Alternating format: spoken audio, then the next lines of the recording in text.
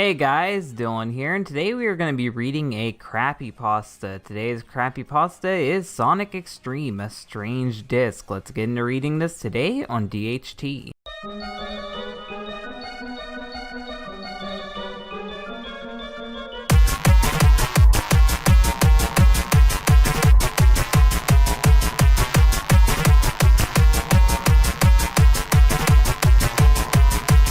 Prologue, and I really don't like it when stories are structured this way, but whatever. I was doing my weekly shopping in Town Square, as they had just opened some new market stalls. They sold your typical wares, fruit, vegetables, meat, etc. I will always be wondering what the etc. is. Maybe it's more meat. But one caught my eye. It was a small tent, all sorts of goods placed on a short wooden table. I needed to know that the table wasn't metal. I was going to walk past it and continue, but I had noticed something that made my eyes widen and sparkle. In the middle of the dull plank sat a shiny, almost new Sega Saturn. I remembered playing some of my favorite games on Sega hardware, not the Sega Saturn though, such as Sonic 2 and Streets of Rage, the bitch answer, the typical games you expect someone to say. However, something about it struck me as odd, because the Sega Saturn is bad. Not the system itself, but the games that came with it. Sitting next to the blank box were 6 games: Nights into Dreams, Sonic Jam, Bug, Sonic 3D Flicky Island, so we know this isn't America, because in America it's called Sonic 3D Blast Flicky Island, but whatever. To my surprise, Panzer Dragoon Saga, one of the most valuable games on the system, and a mysterious game I had only heard about in magazines and online articles. A game that I once heard was cancelled and was never released, Sonic Xtreme. What's funny is that demos for Sonic Xtreme have been released, and some people have even put them on disc, so you may have just found a demo for the game, weirdly enough. This was certainly weird, since Sonic Xtreme was never released officially, but it has been unofficially, so you might have one of those. But at the time of writing this, fans have found the game's source code and are currently reviving the project, so maybe a version they found was put on a blank Sega Saturn disc, which is what I said, so people could play it with an emulator. I mean, if you go through the effort of putting it on a disc, you're not trying to play it on an emulator. What was even stranger was the case for the game. It was a typical CD case, but instead of the covers being blank, there was box art, a rating, and there is even a back cover. The only time Sonic Xtreme ever had anything resembling box art was concept sketch used as a template for what the final box art would have been. I haven't even seen that, so you made me look up something new. But they never got around to drawing a final version because the game wasn't even close to being done due to the game's cancellation. Perhaps this was not the actual game, but instead an early demo from before its cancellation. I immediately asked the man at the counter for the cost of the system, and he priced it at a measly £79.99. Quite cheap for such a valuable system. It's not valuable, the games are valuable. I gave him the money and drove home to play my new collection of games. You should only want to play Sonic Xtreme. Starting the game, after about 2 hours of testing each game, why would you test all the other games and then get this one last? That's dumb. To see if they worked. There was only one game left, of course, Sonic Xtreme. I was excited. I was about to play the Sonic game that never was. If it's here, then it was. The Sega Saturn splash screen started up, and all of the pieces of the logo flew in to fit the intended shape, because that's what it's supposed to do. But as the logo showed up, the system froze. No menu or copyright screen showed up, and any button I pressed did nothing. I had a feeling that I hadn't found this. It would have ended up as a non-for-sale item in public domain, so you could have got it for free then. You got ripped off. Or someone could have bought it before me and successfully destroyed the rare video game artifact. This possibly being the only known copy or no, it's not the only one, or one of the very few. The system had crashed. I turned it off. I ejected Sonic Xtreme Disc and went to bed. Okay, Tom, Sonic.exe, why do you go straight to bed, you defeatist? The next day, I woke up and turned on the Sega Saturn again to see if Sonic Xtreme would work. Clearly, Sonic Xtreme just needed some sleep before getting up in the morning. And to my surprise, it did. Okay, so I guess I was right.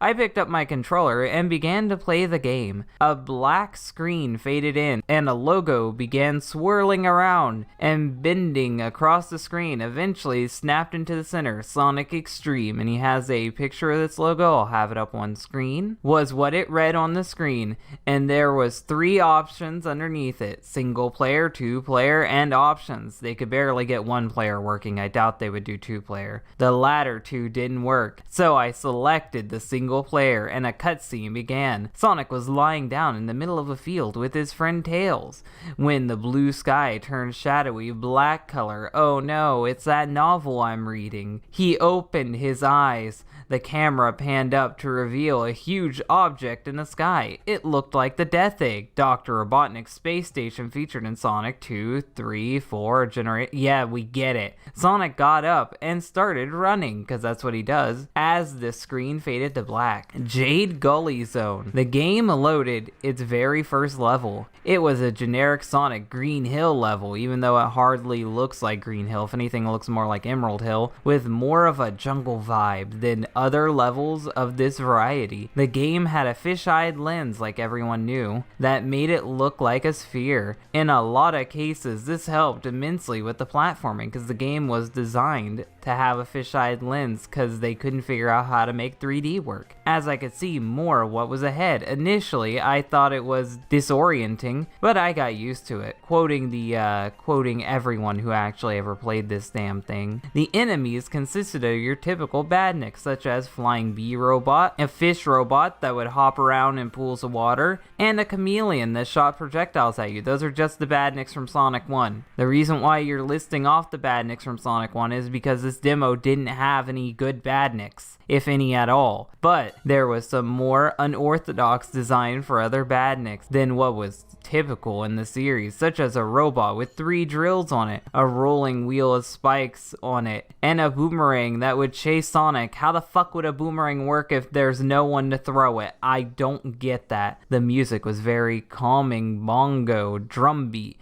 mixed in with a pleasant acoustic guitar. There were segments where Sonic would have to hit a switch to activate a hidden path. Yes, keep telling me about the demos I've seen before for like over 10 years. Keep telling me about them. And there was some crumbling bridges that would lead you into spikes, but the level was fairly easy because it isn't done. The boss was a big cat looking mech, so Big the Cat is the villain. Good thing, I never knew this. Which would leap at Sonic and swipe him with laser claws. That's bullshit. After a few hits, its head would fly off, R.I.P. Big the Cat, revealing Robotnik in his classic Eggmobile. See, his Eggmobile, Eggomatic, I'm really curious what the canon name for this thing is. He now had 2 new attacks. Robotnik's never really had any attacks, he just had different equipment, but whatever. He would shoot lasers out of the mech's paws and perform a spin attack that would send him bouncing across the room. The game ran completely different in the boss battles than in earlier levels. For instance, the fisheye lens had gone, and in its place was a flat battlefield with no features whatsoever other than a colorful texture on the ground. Sonic ran a lot faster, and the arena rotated around him. After a few hits, the boss was destroyed, and the game displayed the results screen. After my score was totaled, the game faded to black and loaded the next zone. Red Sand Zone. I guess we're in Minecraft now. This zone was a desert-themed level, so we're just looking over the fucking levels that we already know existed. Thank you. I could have just read Cutting Room Floor for this shit, with lots of pyramids, tombs, traps, and even a sphinx at the end of the 3rd act, which... Why would there be 3 acts? Sonic usually does 2 acts, but if it's a 3D game, it would probably be 1 act. If you're lucky, 2 acts. Sonic would have to run into to finish the zone. The music was very slow, with a Middle Eastern mood to it. There was quicksand traps that you would have to jump over, and dart guns that you would have to run past. Typical Sonic fucking shit. The level design was a lot more treacherous than Jade Gully, making a huge difficulty spike. The enemies included a mummy robot that limped towards Sonic. That would never happen in a Sonic game. Anubis robot that would no, they would be generic fucking animals. That's always Sonic's thing. It's always a beetle, a octopus, a monkey. It would never be something so creative. Sega's not that creative. That would drag Sonic towards a nearby quicksand, and the tri-drillers from Jade Gully, you'd see that's more like Sega. There's a lot more spikes and fireballs that would jump from mini pits of lava scattered around the level. The boss was a Sphinx robot that would try to smash Sonic with its extremely large stone hands. Unlike the big cat robot, the boss was fought. It is a big cat robot, though. It's a Sphinx. What's up with Eggman and cats in this game? On a single platform, floating around the sky in an area in a complete 2D perspective. Oh, great. Sega's pandering before they even had to pander. As I was about to defeat him, the graphics started to flicker and glitch out. Of course they did, creating some weird images and patterns. Shortly after the barrage of colors, the game locked up and emitted a loud buzzing noise. That's just normal for the Sega Saturn. I took out the disc, expecting to see tons of scratches. Why didn't you see that to begin with? But to my surprise, there weren't any. I restarted the Saturn, only to see that the game had saved my place. No splash screen or title screen, just the boss arena, minus the boss. Sonic was just standing there, facing toward the screen. The game then loaded the next level. Crystal Frost Zone. This zone was a winter wonderland style. I hate this story. It's literally just the cutting room floor showing us the levels that could have been in fucking Sonic Xtreme if it ever got finished. Complete with icicles, snow, slippery ground, light hail that would fade in and out every few seconds. The only enemies over there were tri-drillers, but instead it was just floating around like it was in the first two zones. This is boring. They were hidden beneath the snow, waiting to ambush Sonic. Who cares? They look different as well. Instead of googly-eyed orbs with drills on the sides and top, they looked more menacing with a darker color than their usual vibrant red and shining angry eyes. The drills had spikes on the sides, and the robot itself had a mouth lined with razor-sharp teeth. I'm sure it did. This certainly disturbed me. It doesn't disturb me, but I wasn't gonna let it stop me, and you shouldn't. The music was very slow, with deep bass tones playing sporadically, and chilling twinkle making up the melody. What the fuck is a twinkle sound like? I don't know. The boss was pathetically easy snowman robot that would throw snowballs at you. There wasn't much to talk about. The big cat was harder than it. After it was destroyed, the game didn't load the next zone. Instead, Sonic just stood there with a worried expression on his face, seeing that the story is starting to suck, as a cold wind swept in. Suddenly, a violent blizzard of glitched sprites erupted from the right side of the screen, covering the poor hedgehog and jumbled characters, enemies, snow, and ice. When it ended, Sonic was nowhere to be seen, and the screen faded out.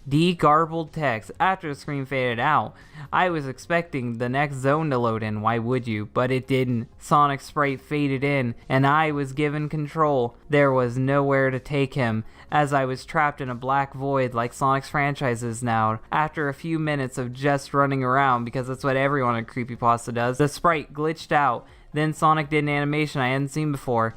Even when I lost a life, he pulled a sad face. Where did he pull it from? I don't know. Then fell to his knees and passed out. The game loaded the next zone, Blue Ocean Zone. This was a water level similar to Labyrinth Zone, because that's the level we needed repeated in Sonic 1. It was an ancient ruin with traps similar to Red Sands, because unoriginality is Sega's go-to. Only instead of quicksand or lava, there was spike pits. The enemies consisted of tri-drillers, because I'm not tired of those yet, with a multitude of fish robots that would either shoot projectiles or chase Sonic. The music was very calming and mellow, a stark contrast to level difficulty of the last level. The boss was a giant electric eel robot. These bosses are way too creative to be made by Sega, and would shoot lightning in all directions and electrocute the floor. Overall, it wasn't much of a challenge, but it did take a while before I destroyed it. After the results screen, the game didn't fade to black. Instead, another cutscene played. Sonic laid down on the floor of the arena and sighed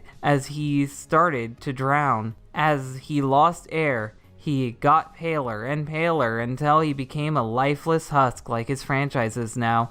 Then, as the graphics became a scrambled mess, it loaded the next zone, Metal Blade Zone. This level was a mechanical metropolis level, and home of the infamous Metal Sonic boss fight, seen in many magazines and promotional videos. The aesthetics of the zone was very grim and out of place. Many buildings were on fire, and there were some charred vehicles and smashed up. There were bones scattered across the floor, because that's so Sega's go-to. This was the hardest zone in the game, with light platforming challenges and a lot of death traps to keep me on my toes. The enemies were tri-drillers, because I fucking hate tri-drillers. The wheels and the boomerangs from Jade Gully, which I still don't know what they look like, except they were on fire and hell-bent on ripping Sonic to shreds. No, they were hell-bent on ripping him to shreds before, but now they're just on fire. The music was quite ominous, with electric guitar for the melody and deep bass guitar for the beat. Like I said before, Metal Sonic was the boss, and he was huge. He was about 3 times the size of Sonic. He would fly around the room and shoot lightning bolts at Sonic, then charge straight ahead. He was fast, aggressive, and unpredictable, but I managed to beat him. I was waiting for another cutscene to play, because that's how predictable this story is, like what happened at the end of the last levels. But the game entered its glitch state again, forcing me into another void stage, so yet again more predictable shit. So I guess the predictability is just flipping. Galaxy Fortress. Oh great, Mario Galaxy confirmed. This did not look like a space station, so the name was a bit misleading, but I digress. This level was quite off, even considering what Metal Blade looked like. The walls were deep purple color, while the floor was deep black color. All of the previous enemies returned, now rather menacing. All of them have been returning before. The textures on everything was glitchy, almost corrupted, creating some very wacky images. There were segments where Sonic was in space, and he had extremely cruel time limit to get through, and a nearby airlock, and continue on. At the end of the second act, right as I was about to pass the goalpost, Sonic's sprite glitched out and began to fly in all directions across the screen like Knuckles in Sonic Boom.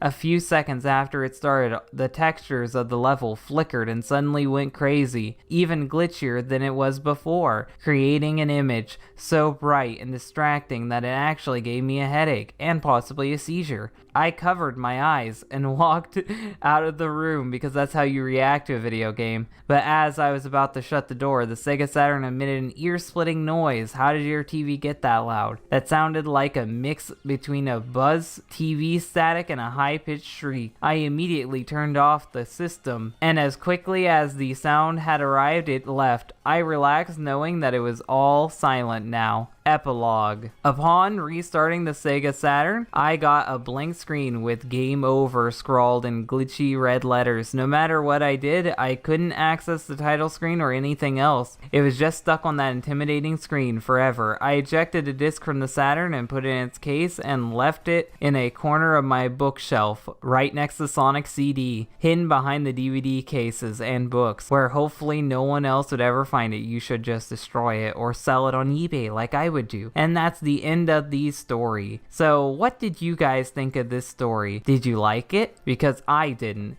This was a very generic story. It repeats itself quite a bit, and mostly all it did was just read shit from the cutting room floor about Sonic Xtreme. Yes, I get it. This game never happened. But just because it didn't happen doesn't mean you can look at the levels that were planned and then fucking pretend like they're spooky in some way. The twist wasn't good, the story wasn't good, and it wasn't even that creepy. So yeah, if you guys enjoyed this story, hit the like button. If you really like it, share, and if you want to see more, then subscribe. Thank you guys for watching, and bye. Before the credits roll, I thought I'd take a second to talk to you guys about my Patreon. If you want to help keep the channel going and prevent it from going under when YouTube decides to randomly demonetize my videos, or when a nutcase like GamerGuy decides to strike my channel making me lose money off of my streams, you can go back my Patreon. Benefits include being a producer, which means you get in all the credits at the end of the videos. You can recommend quickie articles, which means that articles you want covered are more likely to happen sooner. You can request me to review a comic book of your choice, or you can even come on to be a guest reader for the fanfiction series. My Patreon is linked in the description below, and it's also in the About section on my YouTube. Hope to see you guys there.